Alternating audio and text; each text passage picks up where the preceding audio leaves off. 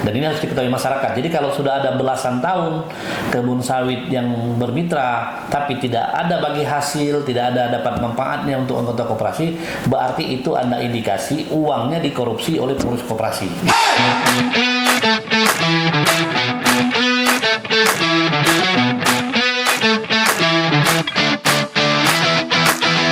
Pak Bel, kemarin kan kita sudah melakukan rapat dengar pendapat RDP terkait persoalan plasma kemitraan antara perusahaan berkebun kelapa sawit yang ada di Belitung Timur dengan beberapa koperasi yang ada di jauh sebenarnya dari HGU gitu kan.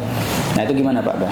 Programnya bagus, tapi kembali saya harus menjelaskan bahwa yang harusnya menerima dampak dari perkebunan itu adalah masyarakat terdampak sebenarnya. Jadi harusnya memang kemitraan itu, apa kemitraan dengan koperasi dalam bentuk kebun atau plasma itu, penerima manfaatnya harus masyarakat terdampak. Itu dulu sebenarnya, yang benar itu konsepnya.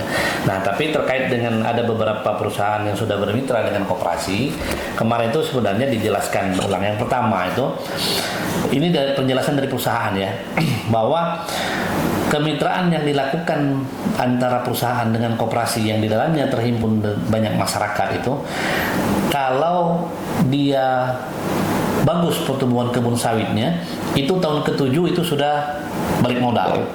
Maka tahun ke-8 itu sudah menerima hasil. Nah, masyarakat itu yang pertama. Dan ini harus diketahui masyarakat. Jadi kalau sudah ada belasan tahun kebun sawit yang bermitra tapi tidak ada bagi hasil, tidak ada dapat manfaatnya untuk anggota koperasi, berarti itu ada indikasi uangnya dikorupsi oleh pengurus koperasi. Itu yang pertama.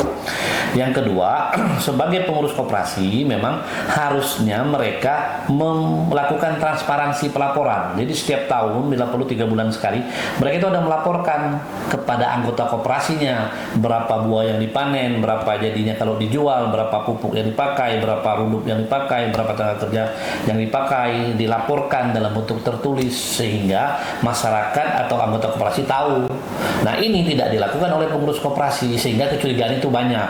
Yang lebih parah lagi, ada indikasi pengurus koperasi ngutang untuk kepentingan pribadi atas nama koperasi. Hutangnya ditanggung koperasi, yang menikmati hasil dari uang dari berhutangnya mereka. Ini juga tidak boleh sebenarnya. Jadi saya berharap Dinas Koperasi, Dinas Pertanian dan mitra perusahaan sebagai mitra koperasi itu saling mengawasi. Begitu juga dengan anggota koperasi, saling mengawasi dan saling memberikan transparansi agar masyarakat tidak dibodoh-bodohi. Itu yang kedua. Yang ketiga, kemarin sudah hasil dari situ, ada satu koperasi sudah melakukan rapat anggota, sudah dilakukan penggantian, tinggal nanti kita kawal karena ada perbedaan antara laporan perusahaan dengan laporan pengurus terkait penggunaan dana. Nah, ini harus dikawal apakah dana itu digunakan untuk kepentingan koperasi atau digunakan untuk kepentingan pribadi. Kalau digunakan untuk kepentingan pribadi, jelas korupsi dana koperasi namanya.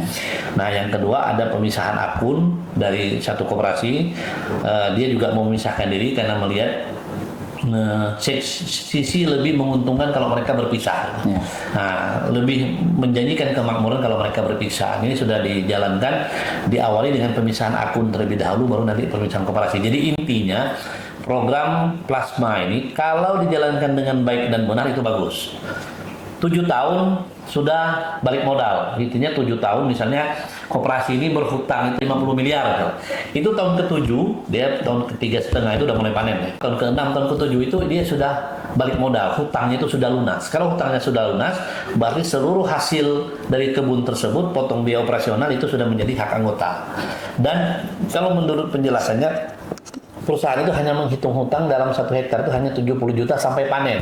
Kalaupun ada kelebihan itu disubsidi dari perusahaan yang bermitra. Nah, jadi hal-hal ini kan selama ini tidak dijelaskan dengan gamblang di masyarakat. Harus dijelaskan dengan gamblang. Kalau dijelaskan dengan gamblang, itu ada kecurigaan utusan perusahaan dengan pengurus koperasi itu ada bermain-main mencurangi anggota koperasi. Tapi kalau dijelaskan dengan gamblang, kita jadi tahu, oh ini porsinya, ini laporannya. Nah, itu yang harus dilakukan oleh perusahaan yang bermitra dengan koperasi dalam berkebun sawit. Terima kasih.